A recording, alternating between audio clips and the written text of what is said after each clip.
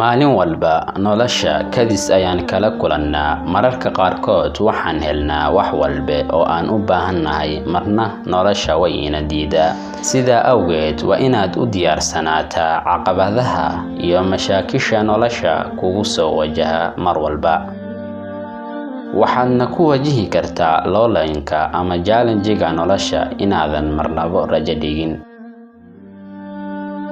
Waxaan halkan idinkugu soo gudbin doonaa asxaabay qiso cajiib ah. Qisadani waxay in badan dhex wareegaysay internetka iyo social media. Abby waa gabar 7 jir ah, una dhalatay dalka Mareykanka. Waxay la nooshahay qoyskeeda oo ka kooban ayada iyo walaalkeed ka yar Andrew iyo labadeeda waalid. Waana reer iska danyar ah, waxayna ahaayeen qoys iska faraxsan. Balse Abby maalin ayay waxay maqashay arrin ay la murugootay, waxaana xanuun lagu sheegay walaalkeed.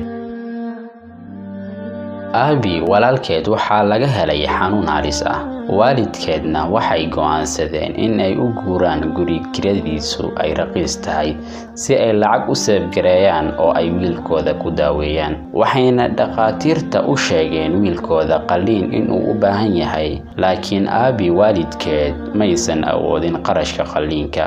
Abby maalin ayay waxay maqashay hooyadeed iyo aabaheed oo ku sheekaysanaya in wiilkooda ay tahay mucjiso kaliya waxa badbaadin kara. Markiiba Abby waxay u oroday qolkeeda, waxayna soo bixisay shilimaad meel ugu urursanaa. Kadibna waxay ku oroday farmashiye u dhawaa. Markay farmashiye gudaha u gashay, waxay miiska saartay shilimaadkii, waxayna sugaysay qof la hadla.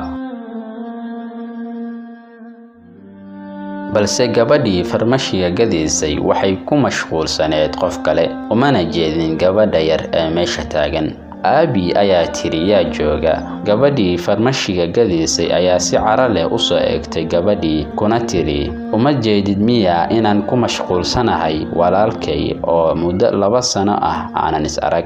Abby waxay si degan u tiri aniga xataa walaalkay ayaa iga xanuunsan, waxaana halkan u imid inaan mucjiso u iibiyo. Gabadhii farmashiga iibinaysay ayaa tiri kuma fahmin. Abby waxay ku tiri walaalkay wuu xanuunsan yahay, sidaas darteed waxaan rabaa inaan ogaado qiimaha mucjisada la iibiyo. Gabadhii farmashiga gadaysay way la yaabtay, waxayna ku tiri waan ka xumahay gabar yahay, mucjiso laguma gado halkan, kumana caawin karo. Abby waxay tiri please haddaad lacag badan u baahan tahay ii sheeg, walaalkay mucjiso caafiso ayuu u baahan yahay. Intaas kadib waxaa ka soo dhaxgalay hadalkooda gabadhii farmashiga gadaysay walaalkeed oo meesha taagnaa. Wuxuuna weydiiyey Abby walaalka mucjiso noocee ayuu u baahan yahay.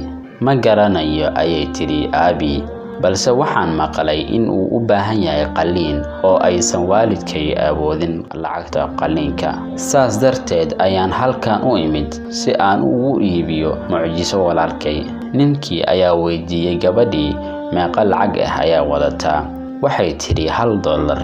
Ninkii oo dhoola cadeynaya ayaa ku yiri gabadhii intaas waa inta mucjisada u goyso walaalka, oo uu ula jeedo mucjisada aad u raadinaysay walaalka waad heshay. Wuxuuna u raacay gurigooda si uu waalidkeed ugu bandhigo inuu ku sameeyo qaliin bilaash ah wiilkooda. Abby oo aad u faraxsan ayaa hal mar afka furatay markay guriga gashay. Waxayna tiri hooyo aabe fiiriya, waxaan soo helay mucjisadii walaalkay ku badbaadi lahaa. Abby waalidkeed waxay fureen albaabkii, mise waxaa albaabka u taagan dhakhtar ka mid ah dhaqaatiirta ugu caansan waddanka Mareykanka. Markiiba dhakhtarkii wuxuu u bandhigay in uu ku sameeyo qaliin bilaash ah wiilkooda. Abby waalidkeed aad ayay ugu farxeen. Kadib Abby iyo reerkooda farxadoodii ayay dib u heleen, waxaana taa u sabab ahaa ficilkii Abby ee la yaabka lahaa. Waxaa hubaal ah in ay Abby xaqiiqsatay in mucjisadu ay tahay wax jira oo dhab ah. waa la yaab carruurta sidaas uma qiimeyno waxyaabaha ay sameeyaan, balse carruurta qaarkood ficilada ay sameeyaan waa kuwo qalbiga taabanaya.